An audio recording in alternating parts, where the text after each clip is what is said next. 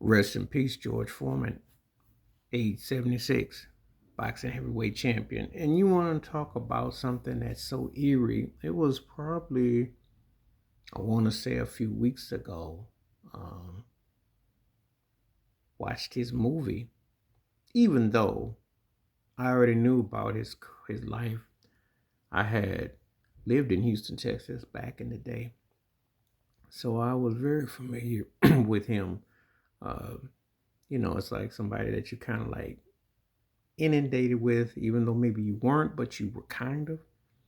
We had like, how many I want to say? About two or three of them Foreman grills alone. Um, Read about everything that he had went through, his changes. I still remember that back in '94 when he became the oldest heavyweight champion. I remember watching that fight, and I remember something he said. He said something that every time I would be having these sports discussions, and you get these people talking about, oh, the referees are trying to pay or something like that. He said, you better take the person out. It was metaphorically, not just in boxing, but in any sport. You leave no doubt. So, like what the Eagles did to Kansas City in the Super Bowl, like how Tiger Woods used to do on the golf course, um, you know, you make an exclamation point. You don't sit there and leave it to the judges because if you're not one of the ones that they like, they're not going to give you nothing. So he took that philosophy, and I remembered that particular way he said that. And of course, growing up watching him, um, remember watching an episode Sanford Son, he did that. Remember when he did his cameo in Let's Do It Again with Bill Cosby and Sidney Poitier.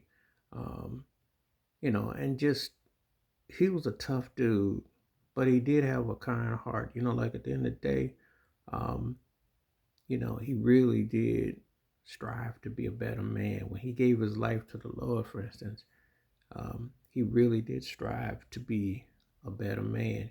He had some very humble beginnings. He grew up pretty rough, um, but he changed the course of what he was about. He wanted to be. He ended up becoming an enlightened figure.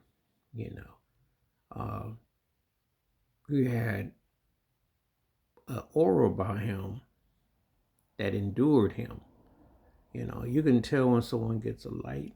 Losing to Ali and Zaire was pretty tough for him, and popularity and personality, etc. However, he flipped that and made it work for him. You know, he actually turned his life around. Now, what I always remember about George Foreman is all his kids, son's named George, and we used to crack up about that. But he had his way of saying we all one and the same. He had so it was like an African proverb village of one and the same. So there was a science to what he did. Um, Charismatic.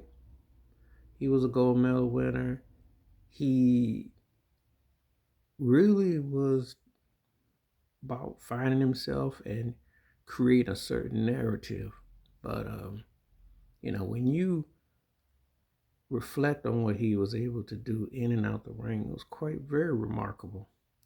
Especially when he pretty much when you get down to the nuts and bolts of it, he pretty much was a self-made man where he nuts and bolts of it because losing to Ali, usually when you lose, but he was one of the greatest heavyweight champions either, so you definitely know he's top 10 fighter.